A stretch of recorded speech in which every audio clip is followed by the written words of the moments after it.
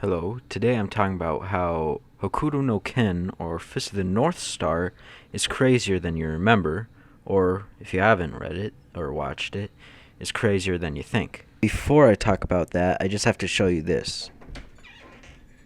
I have no idea what this is. I don't know if these were like written by the original author or drawn by the original artist or something, but it's like, what the heck? Now let's get into the actual story. Let's start off with the first chapter. So in this, Ken, he destroys an entire gang, which, okay, that isn't too surprising. I mean, it's the first chapter. Oftentimes they do stuff like that, the main characters. But remember, his martial art is Hokuru Shinken. It can blow people up from the inside out after, like, tapping their whatever points. And you can see that really well in this page where, the guy is obviously blowing up. And it took me a really long time to, like, really see who was actually blowing up. Like, of course his face is, and I guess his guts are, but it's just so, like, bloody and crazy. After that, he proceeds to go destroy another gang, which is actually, like, sort of taking over an entire city, and the leader is a guy who quite literally stole Kenshiro's girl. Like, he literally kidnaps her and leaves Kenshiro to die on the ground. After that, he kills this guy, and which, when I see this guy, I can't help but think that he inspired Griffith in some way, especially from, like, some of the later panels in the manga.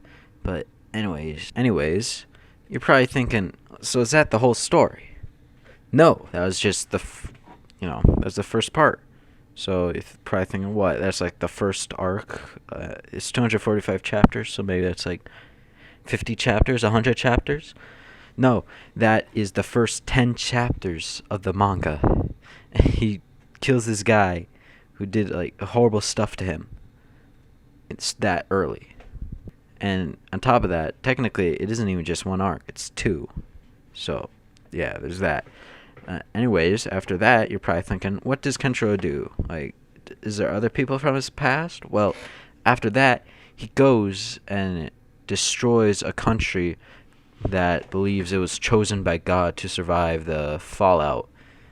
And, like, he takes them on single-handedly. These, like, super strong guys who are, like, cultists or something. After that, he goes on to fight these random guys who have, like, some super big guy who's probably like 100 feet tall. And after that, he fights a clan that's, like, trying to kill a bunch of children. So, yeah. And then after that, he fights a guy who was his brother and also from his past, who also has 7 scars on his chest, just like Kenshiro. And all that in just, like, the first fifth of the manga. So yeah, it's pretty crazy. So, and I haven't read that far yet, so I'm sure it only gets crazier from here. So yeah, you should check it out if you haven't, especially since it inspired a lot of other mangas. Also, the guy he worked with, the guy who wrote Fist of the he worked with Kentaro Miura on a manga, maybe even 2, so I might review those. So, yeah. You should check out Fist of the North Star if you still have not yet, even though,